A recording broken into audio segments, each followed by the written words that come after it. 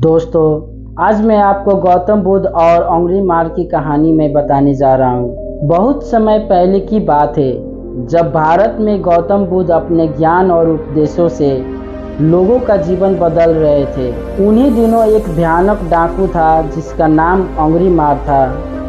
वो इतना निर्दयी था कि लोगों को मारकर उनकी उंगलियां काट लेता और उन्हें माला की तरह गले में पहनता। इसी कारण लोग उसे अंगुरी मार कहने लगे। अंगुरी मार का असली नाम अहिंसक था। वो एक ब्राह्मण परिवार में जन्मा था और बहुत बुद्धिमान था। जब वो बड़ा हुआ तो उसे तक्षशिला के एक प्रसिद्ध आचार्य के पास शिक्षा के लिए भेजा गया। वहाँ वो बहुत तेजी से ज्ञान अर्जित करने लगा, जिससे उसके सहपाठी जलने लगे। उन सहपाठियों ने गुरु के मन में ये बात बैठा दी कि अहिंसक बहुत अहंकारी हो गया है और भविष्य में उनके लिए खतरनाक बन सकता है। गुरु ने इस बात को मान लिया और उसे सबक सिखाने के लिए एक खतरनाक शर्त रख दी। उन्होंने कहा, अगर तुम अपनी शिक्षा पूरी करना चाहते हो तो तुम्हें 1000 लोगों की उंगलियां काट कर लानी होगी। गुरु का आदेश मानकर अहिंसक जंगल में चला गया और निर्दोष यात्रियों को मारने लगा।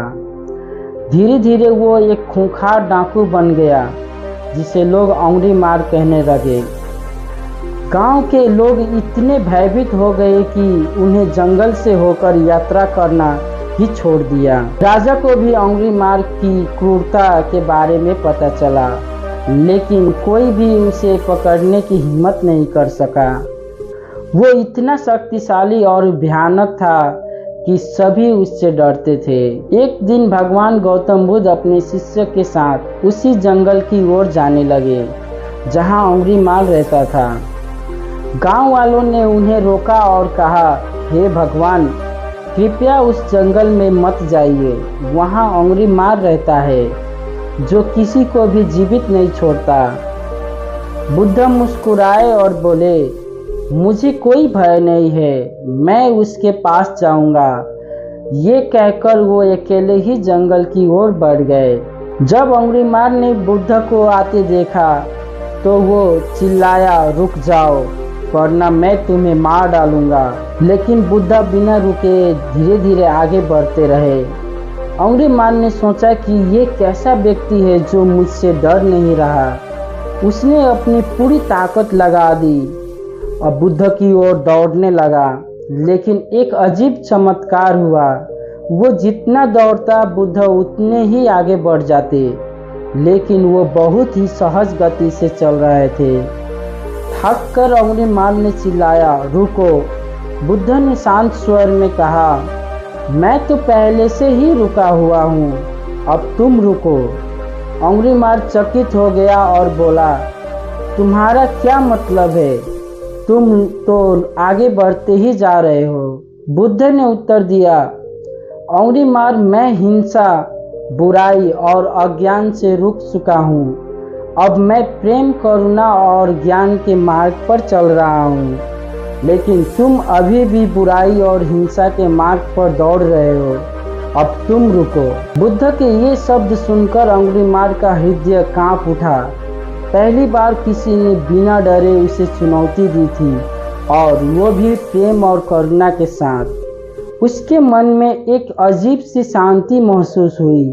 वो बुद्ध के चरणों में गिर पड़ा और रोते हुए बोला, हे भगवान, मैंने बहुत पाप किए हैं, क्या मेरे लिए कोई मोक्ष है?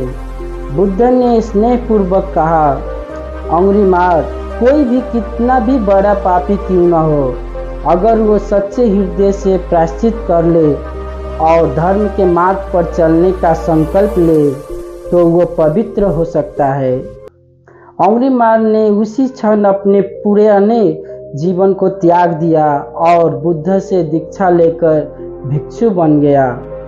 अंगुरी मार अब एक शांत, अहिंसक और करुणामय भिक्षु बन गया। वो गांव-गांव जाकर लोगों को प्रेम, दया और अहिंसा का संदेश देने लगा, लेकिन लोग अभी भी उसे उसके पुराने कर्मों के लिए कोसते थे। एक दिन जब वो भिक्षा मांगने के लिए एक गांव में गया तो कुछ लोगों ने उस पर पत्थर फेंका और उसे घायल कर दिया, लेकिन अंगुलीमाल ने कोई विरोध नहीं किया बल्कि मन ही मन प्रार्थना की, मेरे पिछले कर्मों का ये फल है, मैं इसे स्वीकार करता हूँ। जब बुद्ध को इस घटना को पता चला तो उन्होंने कहा, अंगुलीमाल अब सच में परिवर्तित हो चुके हो, उसने अपने बुरे कर्मों का प्रायश्चित कर लिया है।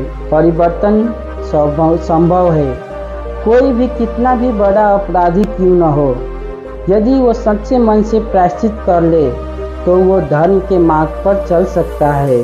अहिंसा और करुणा की शक्ति। बुद्ध ने बिना किसी हथियार के अंगुलीमाल को पराजित कर दिया, सिर्फ प्रेम और करुणा से कर्मों का फल मिलता है। अंगुलीमाल ने जो बुरा किया था उसे उसका फल भोगना पड़ा, लेकिन उसने अपने अच्छे कर्मों से मोक्ष पा लिया। सही मार्ग पर चलने में देर नहीं होती, कभी कभी अपने जीवन को बदलने का संकल्प लिया जा सकता है। निष्कर्ष, गौतम बुद्ध और अंगुलीमाल की ये प्रेरणादायक कहानी हमें ये सिखाती है कि प्रेम और करुणा से सबसे कठोर बल्कि अहिंसा और दया में है। जब कोई व्यक्ति अपने जीवन के बुरे कर्मों को छोड़कर सच्चे हृदय से अच्छा बनने का संकल्प ले लेता है तो वो संसार में शांति और प्रेम फैला सकता है। तो दोस्तों, यदि वीडियो पसंद आया हो तो कमेंट करें, लाइक करें, शेयर करें और चलो मिलते हैं अगले वीडियो में। तब के लिए धन्यवाद।